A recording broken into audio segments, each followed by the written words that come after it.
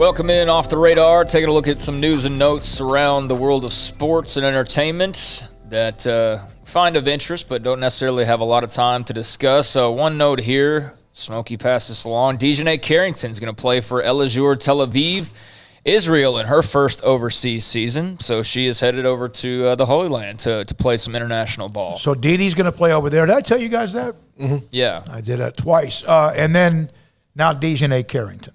And Didi, when we had the interview with her last week, remember what she said? We have to play over there. Armstrong, remember what she said? You loved that interview. We have to play over there to make some money because we don't make any here. Armstrong loves Didi. I think he's had that on a loop since we played it, actually. And some fight news. Tyson Fury and Deontay Wilder, the fight that really only Deontay Wilder fans want to see at this point. The rematch that doesn't need to happen because Fury is 1-0 officially, but really 2-0 against Deontay Wilder. So now they're building this fight back up. It'd really be better to watch Fury fight Anthony Joshua or, some other route. But here we are with Fury Wilder again, even though it's been very clear who the better fighter is, and that has been Tyson Fury. But now the fight's in jeopardy, and not because of the usual egos in boxing that derail these types of things. It's because there's been a COVID-19 outbreak. I guess Camp Fury did not get their vaccines because now the fight is in jeopardy. It was supposed to happen on July 24th for the heavyweight championship, so here in less than 3 weeks, but looking like it's going to be postponed. No official determination has been made, and they're monitoring the health of Fury and his team. So we will see what happens there, but the Gypsy King not looking like he's going to be ready to go for the big Deontay Wilder rematch, whatever. So bummer for boxing fans and bummer for Deontay Wilder fans who feel like maybe he'll get his win back, but part of the deal. So that's one reason why I went and got vaccinated, was not have to deal with something like that. Elsewhere in fighting, Conor McGregor, he is fighting Dustin Poirier, a trilogy fight as well. McGregor won the first one many years ago. Poirier won the rematch last year. Of course, Conor's had off and on time periods of fighting. He's just kind of been all over the place the last few years. But McGregor says that heading into their UFC 250, I think I called this upcoming 257, but it was last year when they fought at 257. He said that Poirier wasn't really his main focus, that he was focused on other things. He pitied Dustin Poirier. He said, I pitied the man. And so he was looking past him, and part of the reason why he was looking past him was because of the much ballyhooed Pacquiao versus McGregor boxing exhibition following the success of the McGregor-Mayweather fight. So McGregor is saying that he looked past that Poirier rematch because he was looking to the Manny Pacquiao fight, which of course has not happened. Doesn't look like it's going to happen. So take this for what it's worth. I mean, they're going to do a huge buy rate for this McGregor-Poirier fight. They just will, because Conor's fighting, and when he fights, they do their best pay-per-view numbers. But man, if he loses this fight, like, Dustin Poirier is a star, but he is never going to be a star the level of a Conor McGregor. So if you're the UFC, I think you're rooting really hard for McGregor, because how many losses can he afford spread out over 3-4 years to really still have that Mac magic that he had? You know what I mean? So this is a huge fight coming up with Conor McGregor and Dustin Poirier, trilogy fight. They're 1-1, UFC 264, and that's this weekend. It's in 2 days. I really just go ahead. I really just wish he hadn't gotten into boxing. Who? Conor. McGregor, yeah. It's been a waste of all our time. Yeah, I know. And it's gotten a little sloppy. It's gotten a little bit, but they're making so much millions. I get it. But they were making millions. All right, so I know he's an idiot at times, but he's a tremendous personality. He allowed, who's the guy with the Mohawk? Yeah, the fighter that I first started watching. Probably Chuck Liddell. Chuck Liddell. So McGregor got everyone here sick. Probably the sickest I've been that wasn't like COVID in the last 3 years was directly from Chuck Liddell. Yeah, Chuck Liddell. Guarantee it was from Chuck Liddell. But McGregor, to me, this is it for him. I agree. And I don't know that much about the sport, but Poirier beat him up pretty good the last time. It was not a real close fight. I mean, it was very clear who the winner was, and it was Poirier. He looked younger, bigger, better, faster, stronger. Yeah, and that's the thing, too. Like, McGregor's still a young guy. Like, I don't think people realize he was, like, in his late 20s when all this started. So he was young for all of the fame and fortune that he got so quickly, and that definitely changed him, and he went into, like, a dark period. He got in trouble with the law a couple times, and it's a tale as old as time. Now, he seems to have his mind back, but, you can only lose so many fights and say, oh, well, I wasn't focused, or I didn't have a very good camp, or, this or that, because that's kind of what it's starting to feel like. If he loses this fight and then we hear something, you know what I mean? It's just it's losing its luster a little bit. So very, very important fight for both guys. That is on Saturday night, McGregor-Poirier, Part 3. So I know not many people get too excited about the, potential options to the NFL, potential competitors. Let's be real. There's never going to be a real competitor to the NFL. It's too big, too powerful. It's never going to happen. No one's ever going to be able to come in and get the best players away from them. It's unbeatable. But, others have tried these various leagues just to have an option for players who can't make the league, and the fact that people love football in America. None of them have worked out, obviously. But there was a little bit of a spark a couple months back when, I guess it was more than a couple months back, a year or so ago, when The Rock announced that he had purchased a big stake and is one of the owners of the XFL now. And the plan was for it to return in 2022 as early as like the beginning of the new year. Well, we're in July 8th, and I guess it was yesterday, actually, The Rock and the XFL announced they are delaying their relaunch of the XFL until spring of 2023. Of course, the XFL under the ownership of Vince McMahon, whose wrestling company just had their worst ratings since 1993 this last Monday, under 1.5 million people watching. It was a holiday weekend, but the numbers have been dropping, and yeah, it's just not a good product. I don't know how people watch it. But anyways, so Vince and the XFL went into bankruptcy. The Rock and his companies bought it out of bankruptcy. They were going to launch this spring, but instead they're going to wait another year, spring 2023. They apparently had some discussions with the CFL about working together, but that fell through and doesn't look like anything's going to happen there. But I think the biggest thing was the CFL wanted to start. They want to start. Yeah. And the XFL's not ready to go. They didn't say never, though, in that, right, which I think is kind of encouraging and kind of cool. If they can get something to where, I don't care if it's the XFL and CFL play like a mini season, or they have like a, the champion of the Grey Cup and the champion of whatever you call the XFL Cup play a game. That'd be fun. Like, let's mix these things up. Let's at least make it something interesting to make, us all want to watch. What if you did that and it rotates every year, so like the American XFL teams have to play by Canadian rules on the Canadian field, and then vice versa. Like, how much would that hamstring you? But look, if I was the XFL and I was trying to be different, I would maybe just pick up the Canadian rules. Maybe so. But yeah, he said, The Rock said that they decided as of now to not pursue any formal arrangements.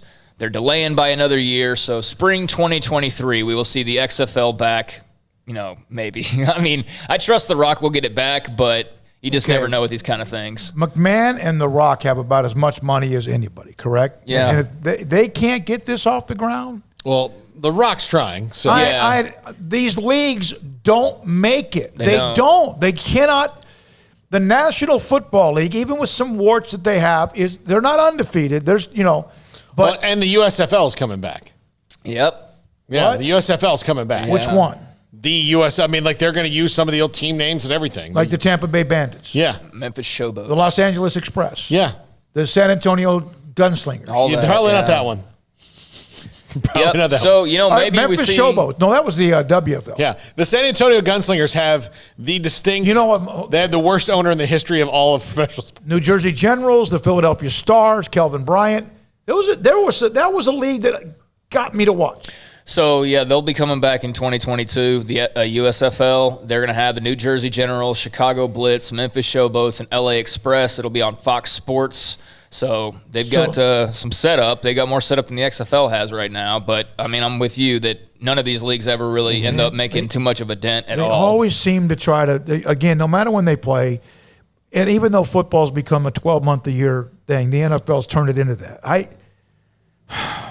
Yeah, I just, you need star power, and I don't think any of these leagues have ever really captured star power, because Johnny Manziel was one thing at A&M. He's an entirely different thing 5 years later, I have no interest in watching him play anymore. Yeah, I don't either. So here's the thing about the USFL. They actually had Steve Young, Kelvin Bryant, Jim Kelly, Herschel Walker. They had star power. Doug Williams. They had star power. And, of course, they just... But they had an in, and now there's no ends. And then they always try to closed off any expand in. too much. Yeah. I mean, there's no way to get that talent anymore. I mean, how are you going to do it? These guys go to college. You can't stop them from going to college. So, yeah, anyways, the XFL coming back in a... By the way, for our listeners and viewers, if you want to read a great book, Football for a Buck by Jeff Pearlman is one of the best sports books I've ever read in my life. It is fantastic. It is, and it's... Our buddy Mark Addix is in it. I mean... Quoted directly, I mean, it's tons of stories. The guys who played for the Gunslingers, and I hope that Jeff Pearlman has a chapter in the book. It's about the San Antonio Gunslingers, and he says, this is a book about the USFL. He said, if there was market for such a thing, I could write an entire book about the San Antonio Gunslingers, and I hope that he does. Yeah. Oklahoma running back Mikey Henderson has been charged with robbery, conspiracy, and assault and battery with a dangerous weapon as of yesterday. He was the missing third man. Not of the NWO, but of the pair of Oklahoma Sooners who got in trouble a few months ago for breaking into a person's home after this person refused to sell them weed. Two of them were already known. Trajan Bridges, who just seems like the baddest of bad apples. I mean, this kid just is trouble walk-in. And Seth McGowan, both of them, highly rated players, big-time prospects, big-time recruits. Well, Bridges and McGowan have known to have been involved. Of course, they used cell phone evidence. They used witness statements and even used, one of the dummies, I think it might have been Mikey Henderson, posted something on Snapchat about pray for me and Trajan and the other guy, and then deleted it, which is just dummy moves. So anyways, Bridges and McGowan were already looking at charges, but they kept investigating, and turns out that Mikey Henderson was involved. He's from St. Louis originally. He apparently didn't have a gun like the other two, especially Bridges, who was pointing it and threatening to shoot the guy who was the weed seller that they robbed. But Mikey Henderson was apparently a guy who rushed into the apartment, grabbed a backpack of valuables, and then ran back out. That backpack was later found in an Oklahoma lake. It's all bad news. But Henderson has now been caught. He's been cut from the Oklahoma football team. He had to post a $100,000 bond a couple days back, and we'll have a hearing on August 10th. But he's gone. Bridges is gone. McGowan's gone, all off the OU football team from this incident. And, it's something they've been investigating for about 3 months now. The victim said April 15th. The victim said he declined to sell McGowan marijuana. Subsequently, McGowan shows up at his door with his right hand up his shirt, asking if McGowan had a gun. Bridges and a third man wearing a face mask then entered the victim's apartment. And so on and Bridges is screwed. Like, it's totally, the witness statements, like, he's absolutely, like, the catalyst in this whole thing, it sounds like. So he's O.J. Simpson in that crime. Yeah, I guess so. And also, this is one more note, and this is going back to the fight game, but we've had conversation about Sha'Carri Richardson and the marijuana test that's dropping her out of the Olympics. Well, the Nevada State Athletic Commission voted yesterday that they will no longer discipline fighters in any sport for testing positive for marijuana. Nevada becomes the second state in the U.S. to stop testing for marijuana completely. They're not going to even test for it. Florida, surprise, surprise, was the first to pass that law. So Nevada joins them. And they had just disciplined a couple fighters for marijuana tests like not that long ago. They got 6 month suspensions and like $1,000 fines and all that stuff. But now for a Nate Diaz, who willingly, openly talks about how much weed helps him, but has lost fights and lost momentum and lost things because he smokes weed and just won't stop. Would he bleed less if he stopped smoking pot? I don't know. That's a good question. But he is a bleeder. But now he can smoke all the pot he wants and still fight in Nevada or Florida because they've passed this or they've done away with the rule. You know what's going to happen? Randy Gregory's going to win a lawsuit that he should never have been suspended all these years, and he took $40 million. Yeah. Well, here's the thing: is Nate Diaz in particular? Josh Gordon. Yeah, Josh Gordon. He's going to be a UFC I think fighter. Josh has By the way, other problems. An addiction and maybe other stuff. Okay. And there's a great thread on SicEm365.com in the premium section about marijuana that's really, really intriguing from the doctor's part of view, and people who are very smart with this. Yeah, Josh Gordon's he's trying to get another. Yeah. He's trying, and who knows? I mean, that story is so played out at this point. You know, I feel for Josh to an extent, but it's like, maybe this just isn't the thing that you need to be doing. Like, I mean, this is like 6 years of wasted time, just getting back, getting people's hopes up, and then popping positive for a drug test again. Now, one note on that, the marijuana test, I was mentioning Nate Diaz, but his older brother, Nick Diaz, who dealt with the same issues, the marijuana rules and MMA and all that stuff, he at one point a few years ago was suspended for 5 years for marijuana use.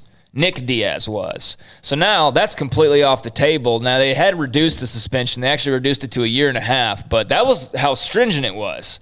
And now it's not a rule at all in the state of Nevada where they host most of their fights. So that's a few stories that are off the radar. Very good. I love it. The Tyson Fury, Conor McGregor, and his Poirier and all the other stuff that's going on. And then those leagues that they try to keep on coming back and fighting the uphill battle against the NFL. One note